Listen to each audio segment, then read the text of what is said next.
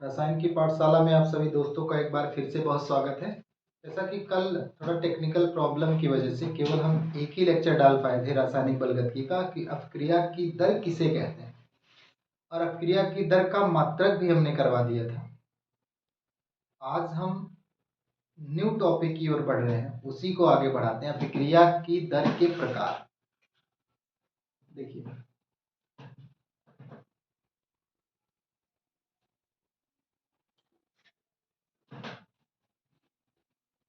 अभिक्रिया की दर के प्रकार। अगर अभिक्रिया के दर के प्रकार की बात करें तो अभिक्रिया की दर मुख्य रूप से होती है दो प्रकार की। अभिक्रिया की दर कितने प्रकार की होती है? मुख्य रूप से दो प्रकार की। एक को कहते हैं औसत दर और दूसरे को कहा जाता है तात्क्षणिक दर। एक को क्या कहते हैं? औसत दर, और दूसरे को क्या कहा जाता है? तात्क्षणिक दर। देखिए, अगर औसत दर की बात करें तो औसत दर में क्या होगा? एकांक समय में जब अभिकारक और उत्पाद की सांद्रता में परिवर्तन होगा तो उसे औसत दर बोलेंगे। और यहाँ औसत दर बराबर यानी एवरेज रेट बराबर अगर लिखें तो प्लस माइनस जो साइन लिखेंगे वह delta C upon delta T, यानी सांद्रता में परिवर्तन और समय के परिवर्तन को हम delta C upon delta T से यानी डेल्टा से रिप्रेजेंट करते हैं। तात्क्षणिक दर की बात करें तो किसी भी क्षण अभिकारक और उत्पाद की सांद्रता में परिवर्तन की दर को हम तात्क्षणिक दर कहते हैं। अब तात्क्षणिक दर की अगर बात करें, इंस्टेंटेनियस रेट की, आर इंस्टेंटेनियस, तो इसका साइन होगा plus minus DC upon DT, यानी सूक्ष्म दर। सूक्ष्म दर में परिवर्तन को हम किससे दिखाएंगे? डी से दिखाएंगे। तो औसत दर डेल्टा से दिखाते हैं, तात्क्षणिक दर को हम किससे दिखाते हैं? डीसी से दिखाते हैं। तो आशा करते हैं कि औसत दर और तात्क्षणिक दर में आपको बिल्कुल समस्या नहीं होगी। अब आगे की ओर हम चलते हैं, रिलेशन बताते हैं अभिकारक और उत्पाद की सांद्रता में जो भी परिवर्तन हुआ या जो बना, और औसत दर और तात्क्षणिक दर दोनों से रिलेटेड एक फार्मूला हम डेरिवेट करेंगे, जहां से जब कभी भी जरूरत पड़ेगी औसत दर या तात्क्षणिक दर, उससे हम क्या कर सकते हैं? इजीली कैलकुलेट कर लेंगे।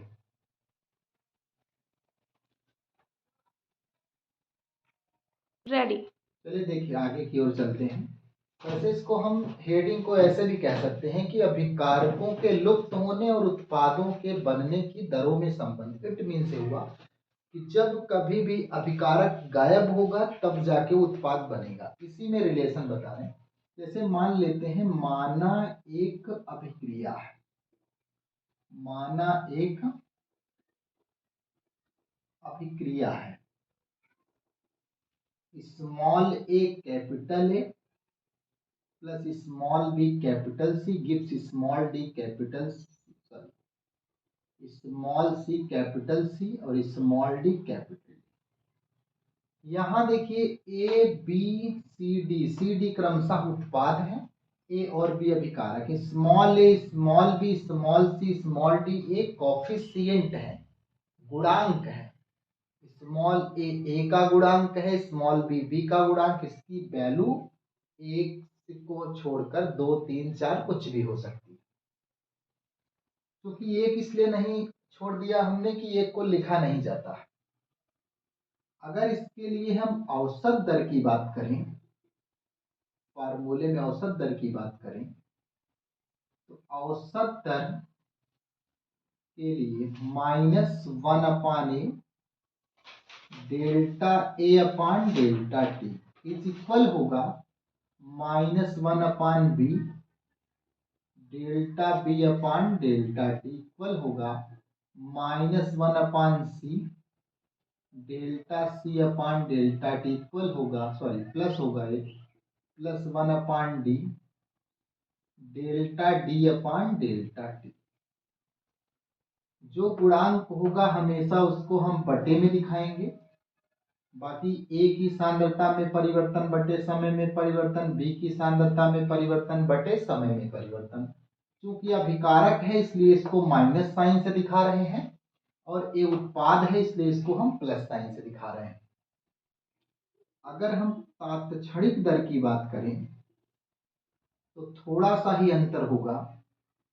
-1/a, जहां डेल्टा है वहीं पर डी लिख दीजिए, dA/dt बराबर -1/b dB/dt बराबर 1/c dC/dt बराबर प्लस रहेगा। अभिकारक के लिए माइनस, उत्पाद के लिए प्लस होता है। यहां से न्यूमेरिकल्स अक्सर पूछे जाते हैं, और इसी फास्ट ट्रैक रिवीजन में इंपॉर्टेंट लेक्चर पर भी मैं फोकस करता चलूंगा, आपको बताते चलेंगे कि कौन सा हेडिंग्स इंपॉर्टेंट है परीक्षा के नजरिए से। तो वैसे टोटल हम उसी हेडिंग्स पर ही फोकस करने वाले हैं जो परीक्षा के नजरिए से मोस्ट इंपॉर्टेंट है, और हूबहू प्रश्न आपको देखने को बिल्कुल मिलने वाले हैं पेपर में। तो आशा करते हैं बिल्कुल आपको क्लियर होगा। ये फार्मूला आप क्लियर कर लीजिए इजीली, हम इस पर न्यूमेरिकल्स भी करवाएंगे। बस एक बार टॉपिक थोड़ा कंप्लीट होगा तो हम तुरंत न्यूमेरिकल्स का लेक्चर आपके पास अपलोड कर देंगे। इसको स्क्रीनशॉट लीजिए तो आगे की ओर चलते हैं। जल्दी से स्क्रीनशॉट लीजिए।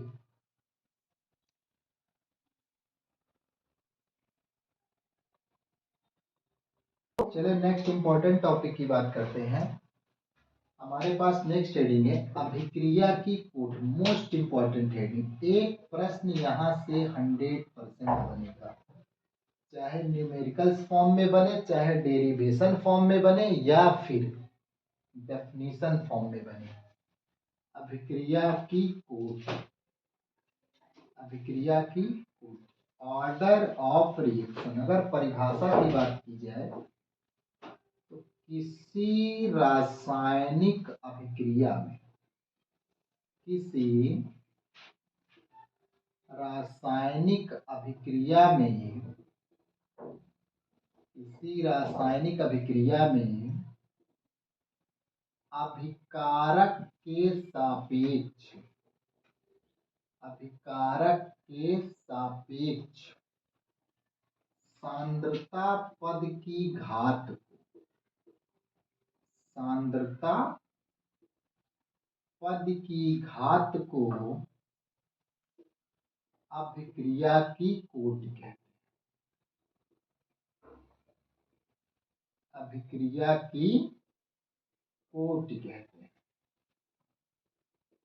किसी रासायनिक अभिक्रिया में अभिकारक के सापेक्ष सांद्रता पद की घात को अभिक्रिया की कोटि कहते हैं। फॉर एग्जाम्पल, दर प्रोपोर्शनल ए का पावर यम, बी का पावर एन। यही जो पावर है यम और एन, इसी को हम अभिक्रिया की कोटि कहेंगे। दर बराबर के, भाई प्रोपोर्शनल हटाएंगे, कोई एक कांस्टेंट के लग जाएगा, यम बी का पावर एन। अगर हमको अभिक्रिया की कुल कोटि ज्ञात करनी हो तो हम क्या करेंगे, यम प्लस एन को जोड़ देंगे। अगर हम अभिक्रिया में कुल कोट की बात करेंगे तो यम प्लस एन यानी कुल घातों को हम जोड़ देंगे, तो हमें पता चल जाएगा हमारी अभिक्रिया कौन से कोट की है। तो किसी रासायनिक अभिक्रिया में अभिकारक के सापेक्ष सांद्रता पद की घात को अभिक्रिया की कोटि कहते हैं। कोटि वैसे एक प्रायोगिक मान होता है। कोटि क्या है? एक प्रायोगिक मान है। देखकर हम नहीं बता सकते अभिक्रिया कौन से कोटि की है। अभिक्रिया जीरो भी हो सकती है, अभिक्रिया की कोटि जीरो भी हो सकती है, भिन्नात्मक भी हो सकती है, ऋणात्मक भी हो सकती है। क्योंकि अभी हम अभिक्रिया की कोटि और आणविकता में आपको अंतर बताएंगे, वहां आपको ये चीजें और क्लियर हो जाएंगी।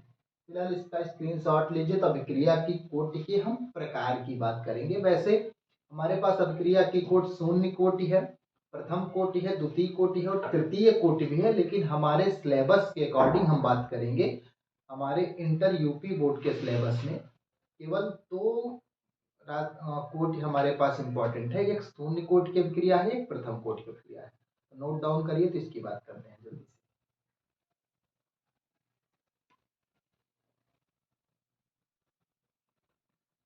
गो। अभिक्रिया की कोटि के प्रकार की अब बात करते हैं। क्रिया की कोटि हमने बताया आपको मुख्यतः दो प्रकार पढ़ने हैं, एक तो शून्य कोटि पढ़ना है, दूसरा प्रथम कोटि। तो सबसे पहले हम देखेंगे शून्य कोटि की अभिक्रिया। शून्य कोटि की अभिक्रिया, जीरो ऑर्डर ऑफ रिएक्शन।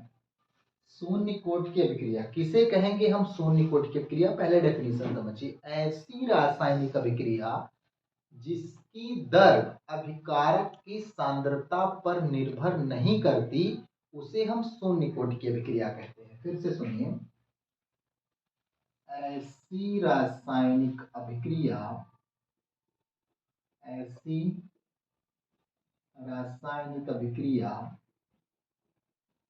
ऐसी रासायनिक अभिक्रिया जिसकी दर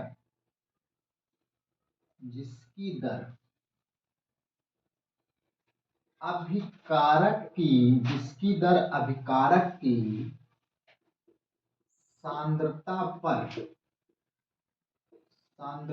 पर निर्भर नहीं करती,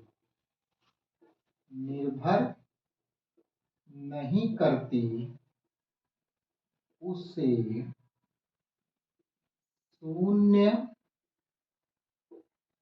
कोटि की अभिक्रिया कहते हैं। उसे शून्य कोटि की अभिक्रिया कहते हैं।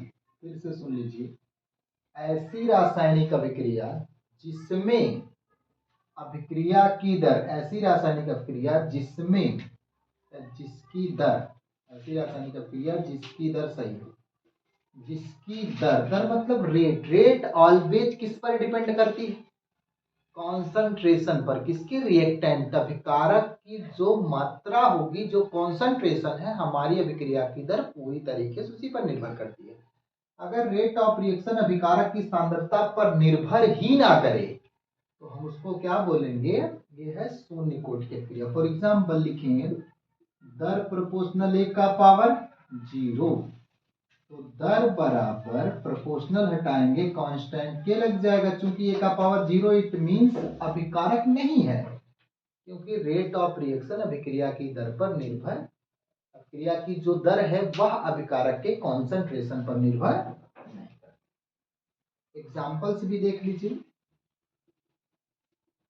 एग्जाम्पल्स देख लीजिए। देखिए एग्जाम्पल्स यहां कर दे रहे हैं, एक एग्जाम्पल्स भी देख लीजिए।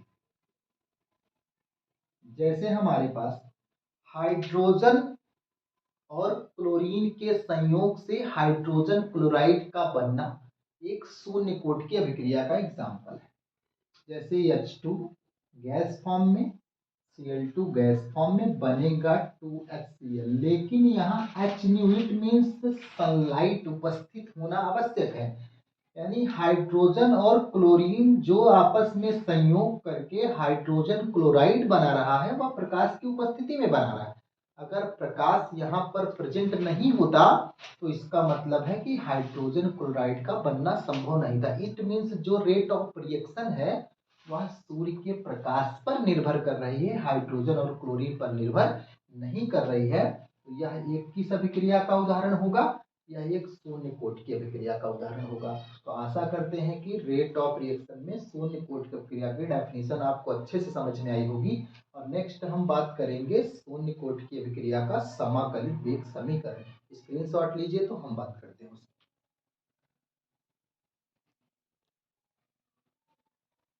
चलिए अब हम देखते हैं शून्य कोटि की अभिक्रिया का समाकलित वेग समीकरण। चलिए मान लेते हैं कि माना हमारे पास एक अभिक्रिया, माना एक अभिक्रिया है, कॉन्सेंट्रेट होके बिल्कुल समझिएगा, आपको आसानी से समझ में आएगा। माना एक अभिक्रिया है, ए है गिब्स उत्पाद। अगर अभिक्रिया शून्य कोटि की है, अगर अभिक्रिया शून्य कोटि की है तो दर हमारी प्रोपोर्शनल होगी किसके?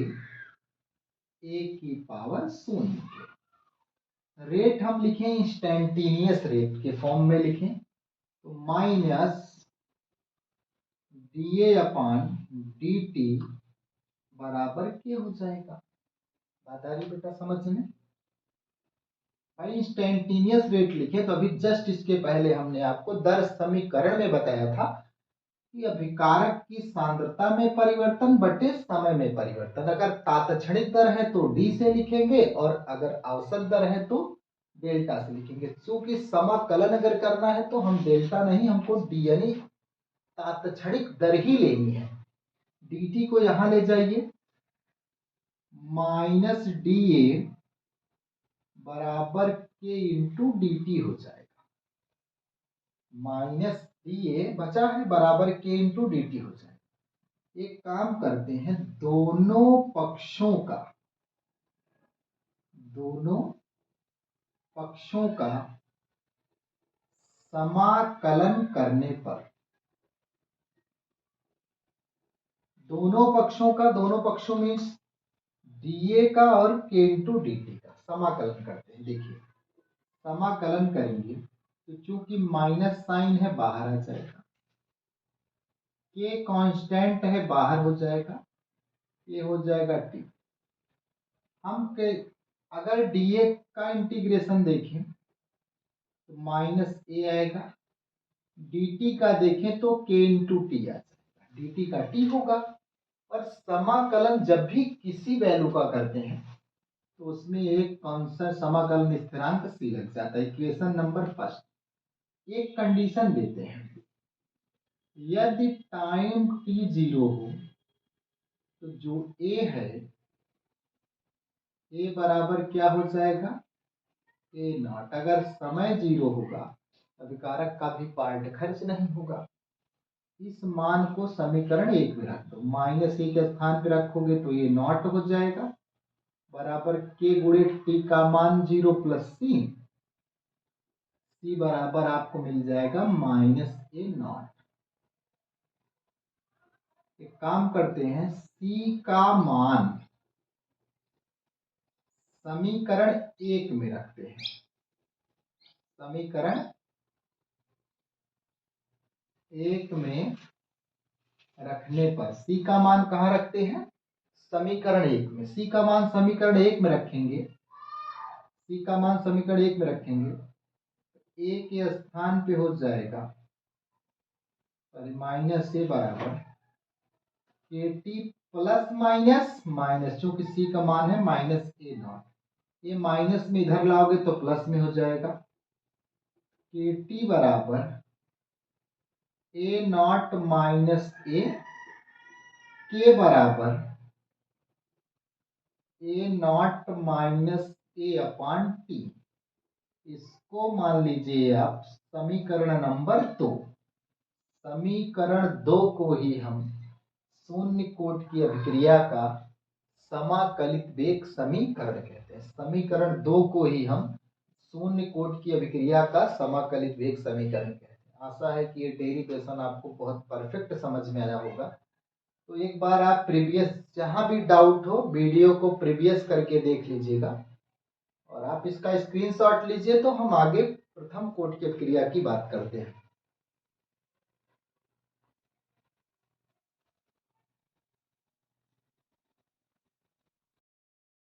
नेक्स्ट टॉपिक की बात करते हैं बेटा, प्रथम कोट की अभिक्रिया। ऐसी रासायनिक अभिक्रिया जिसमें अभिक्रिया की दर एक अभिकारक की सांद्रता पर निर्भर करती है, उसे हम क्या बोलेंगे, प्रथम कोट की अभिक्रिया। मीन्स जब रेट ऑफ रिएक्शन यानी जब जो प्रोडक्ट बन रहा हो, प्रोडक्ट बनने की जो प्रायोरिटी है, जो प्रोडक्ट बनने की प्राथमिकता है, वह किसी एक अभिकारक द्वारा ही हो। यानी उत्पाद देखने में तो लग रहा है, एग्जांपल देखिए मेथिल एसीटेट और H2O, देखने में हमको कितने अभिकारक दिखाई दे रहे हैं, 2। लेकिन एस्टिक अम्ल और मेथिल अल्कोहल, यानी एस्टिक अम्ल पहले बना, मेथिल अल्कोहल बाद ना। एस्टिक अम्ल यानी और मेथिल अल्कोहल जो प्रोडक्ट बना हुआ है, यह केवल मेथिल एसीटेट के सहयोग से बना है।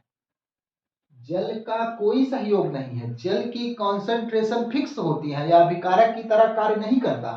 तो इस रिएक्शन में अभिक्रिया की दर केवल एक अभिकारक पर निर्भर कर रही है, इसलिए इसको हम क्या बोलेंगे, प्रथम कोट की क्रिया।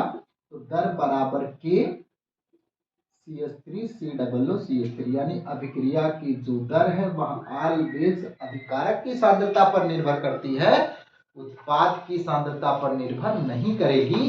अतः दर प्रोपोर्शनल के मिथिल एसीटेट यानी CH3 COO हो जाएगा। आशा करते हैं कि ये डेफिनेशन बहुत सिंपल है, समझ में आई होगी। अब हम बात करते हैं प्रथम कोट की अभिक्रिया का समाकलित वेग समीकरण। यहां भी वही चीज लेंगे, माना एक अभिक्रिया है, ए गिब्स उत्पाद, क्या है, ए गिब्स उत्पाद, ठीक है। प्रारंभिक सांद्रता की अगर बात करें, इसकी ये मोल है, इसकी 0 है, क्यों, क्योंकि टाइम टी भी 0 है, अर्थात समय बिल्कुल नहीं दिए तो अभिक्रिया प्रारंभ नहीं हुई है। जब तक अभिक्रिया प्रारंभ नहीं होगी तब तक उत्पाद बन नहीं पाएगा। और अब अंतिम सांद्रता की बात करते हैं, अभिक्रिया को कुछ समय दिया, अभिक्रिया अभिकारक का यक्स मोल खर्च हुआ, उत्पाद को यक्स मोल मिला, कितने टाइम पर, चूंकि अभिक्रिया की दर प्रोपोर्शनल होती है किसके, ये अभिकारक की अंतिम सांद्रता की, फाइनल सांद्रता के दर प्रोपोर्शनल A माइनस एक्स। दर को हम यक्स के सापेक्ष लिख रहे हैं, dx अपान dt बराबर के A माइनस यक्स हो जाएगा, ठीक है। अब यहां देखिए ध्यान से, A माइनस एक्स को यहां ले आइए, dx upon A minus x बराबर k इंटू डी टी, क्या हो जाएगा, k इंटू डी टी। आगे चलिए, dt, अब दोनों पक्षों का समाकलन करते हैं। दोनों पक्षों का समाकलन करने पर, अगर दोनों पक्षों का समाकलन करें, ये हो जाएगा dx upon A minus x के कांस्टेंट बाहर dt, इसका समाकलन होगा minus ln A minus x बराबर के dt का t प्लस कॉन्सेंट्रेशन C, समीकरण नंबर 1। देखिए एक चीज और, इंटीग्रेशन हमने बहुत डीपली आपको नहीं बताया है, आप इसको इतना तैयार कर लीजिएगा। मार्च से आपका एक एक चैप्टर डीप कर पूरा सिलेबस खत्म होगा, एक एक चैप्टर की प्लेलिस्ट अपलोड होगी वीडियो के साथ, और वहां एक एक पॉइंट आपको समझाया जाएगा कि इंटीग्रेशन कैसे हुआ। बहुत सारी चीज, चूंकि फास्ट ट्रैक रिवीजन है, पेपर आपका बिल्कुल नजदीक है, समय बहुत कम है, इसलिए इंपॉर्टेंट चीजों पर ही हम कॉन्सेंट्रेट कर रहे हैं। चलिए, आपने स्क्रीनशॉट ले लिया होगा, हम इसको मिटा रहे हैं। चलिए आगे देखते हैं। यहां देखिए, अब एक कंडीशन यहां भी देते हैं, यदि हमारे पास जो यक्स है, यक्स का मान 0 तब है जब टाइम t 0 है। यक्स क्या है, उत्पाद है, उत्पाद 0 तब है जब टाइम t 0 है। उत्पाद यक्स 0 तब है जब टाइम t 0 है। यह मान समीकरण 1 में रखने पर, अच्छा, इस इक्वेशन को एक और तरीके से भी सॉल्व किया जा सकता है। अगर आप कमेंट करेंगे तो हम दूसरा तरीका भी आपको सॉल्विंग बता देंगे। जैसे शून्य कोट के क्रिया की सॉल्विंग की तात्क्षणिक दर से माइनस डी ए पान डी टी करके, उसी बेसिस से हम इसको भी समझा देंगे। देखिए यहाँ एक्स का मान रखिए, माइनस ln a माइनस 0 बराबर k गुणे 0 प्लस सी। सी का मान आ गया माइनस ln a, ठीक है। यह मान समीकरण 1 में रखने पर, यह मान समीकरण 1 में रखने पर, चलिए 1 में रखते हैं इस मान को उठा के, minus ln a minus x बराबर kt plus minus minus ln a। ये माइनस में इधर लाओगे तो प्लस हो जाएगा। kt बराबर ln a माइनस x। तो इसको लिख सकते हैं हम ln a upon a minus x। ये रहने दो, t वहां ले जाओ, 1 upon t ln a upon a minus x। Natural log है, लॉग बेस 10 में बदल दीजिए। 1 लॉग बेस 10 में बदलने के लिए 2.303 से गुणा upon t log base 10 a upon a minus x। समीकरण नंबर 2। इस समीकरण 2 को हम प्रथम कोटि की अभिक्रिया का समाकलित वेग समीकरण कहते हैं। आशा है कि आपको बहुत परफेक्ट तरीके से समझ में आ रहा होगा। जहां थोड़ा सा भी डाउट हो वीडियो को बैक करके देख लीजिएगा, फिर से स्क्रीनशॉट लीजिए। तो हम आगे की ओर चलते हैं।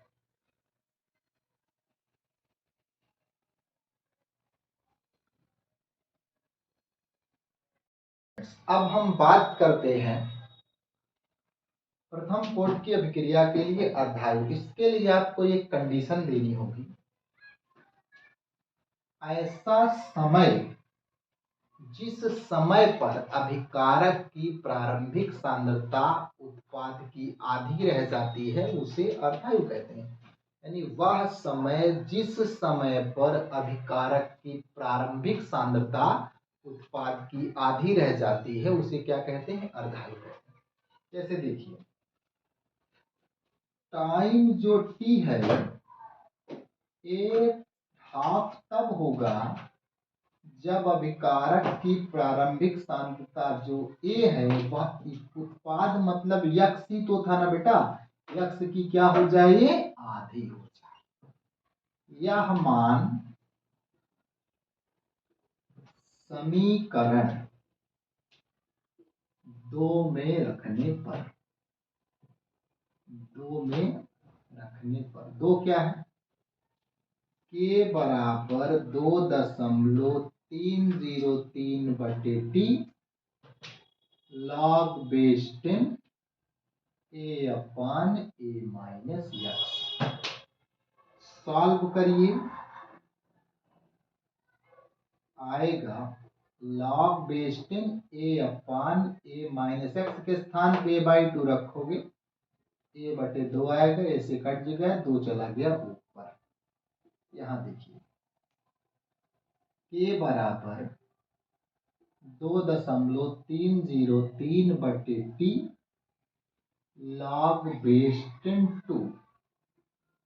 लॉग बेस 10 का मान होता है 0.3010। गुणा कर दो, आ जाएगा 0.693/t।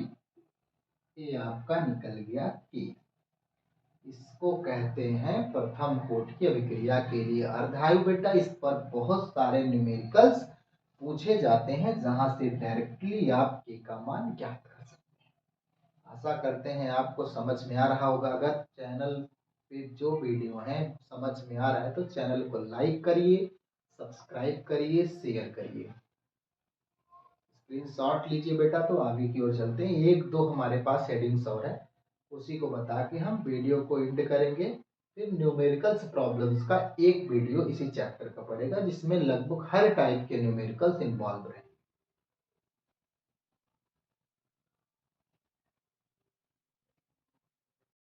नेक्स्ट है इंपॉर्टेंट हेडिंग से भी है, अभिक्रिया की आणविकता। किसी भी संतुलित रासायनिक समीकरण, यानी संतुलित रासायनिक समीकरण का मतलब है जिसमें अभिकारकों और उत्पादों का द्रव्यमान इक्वल है। किसी संतुलित रासायनिक समीकरण द्वारा जब हम किसी रासायनिक अभिक्रिया को व्यक्त करते हैं, इसके प्राथमिक पद में भाग लेने वाले अभिकारी अणुओं की संख्या, यानी जितने अभिकारक भाग ले रहे हैं उसकी जो संख्या होगी उसको अभिक्रिया की आणविकता बोलेंगे। वैसे आणविकता एक भी हो सकती है, दो भी हो सकती है, तीन भी, लेकिन शून्य नहीं हो सकती। यह एक सैद्धांतिक मान है। फिलहाल चलिए, H2I2 आणविकता 2 है, 2NO2 बना 2NO2, यहाँ आणविकता कितनी है? 3 है। छद्म या आभासी एक अणु का अभिक्रिया किसे कहते हैं? जिस किसी अभिक्रिया की कोटि तो एक हो लेकिन आणविकता एक से ज्यादा हो। जैसे मेथिल एसीटेट का जल अपघटन, तो अभिक्रिया की कोटि एक होगी, अभी प्रथम कोटि में समझाया था, लेकिन आणविकता 2 है, एक मेथिल एसीटेट, दूसरा। तो आशा करते हैं कि आपको बिल्कुल परफेक्ट समझ में आया होगा। एक क्वेश्चन आप सुन लीजिए, आप प्रिपेयर कर डालिएगा। अभिक्रिया की कोटि और आणविकता में अंतर और एक टक्कर का सिद्धांत, जिसको हम संघट्ट का भी सिद्धांत कहते हैं। संघट्ट का सिद्धांत यही कहता है कि दो अणुओं के बीच में अभिक्रिया करने के लिए टक्कर होना आवश्यक है, और प्रत्येक टक्कर के लिए किसी भी अणुओं के पास औसत न्यूनतम निश्चित ऊर्जा होनी चाहिए। और ये निश्चित ऊर्जा को हम देहली ऊर्जा भी कह सकते हैं। किसी अणुओं को उस निश्चित ऊर्जा तक पहुंचाने का कार्य करने वाली ऊर्जा को हम एक्टिवेशन एनर्जी यानी सक्रियण ऊर्जा कहते हैं। तो कुल मिला के इजी टॉपिक है, आप इजीली समझ लीजिएगा, वहां पढ़ लीजिएगा।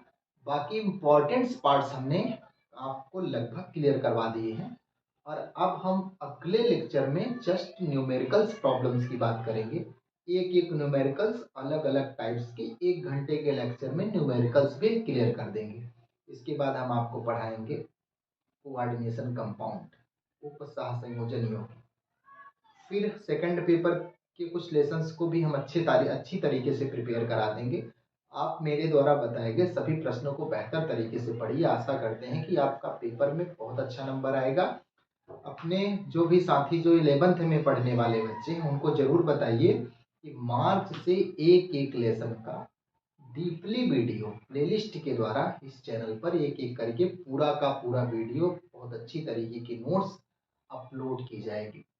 धन्यवाद। अगर चैनल पसंद आया हो, वीडियो अच्छी लगी हो, तो चैनल को लाइक करिए, शेयर करिए, सब्सक्राइब करिए।